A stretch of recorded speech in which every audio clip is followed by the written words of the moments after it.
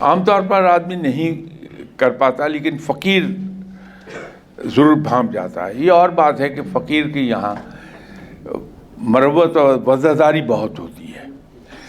वो ये जाने के बावजूद कि दूसरा आदमी क्या कह रहा है, इसका असल मतलब क्या है, अल्फाज को छोड़ के वो उसका पर्दा रखता है कि अल्लाह ताला की ये सिफ़त है कि वो सत्तार है, लोगों के पर्दे रखता है।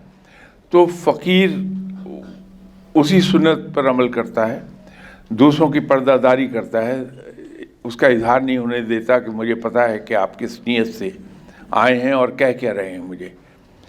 तो ये फ़कीर का एक वस्फ़ है। जो आदमी दूसरों की पर्दादारी नहीं कर सकता वो फ़कीर नहीं हो सकता।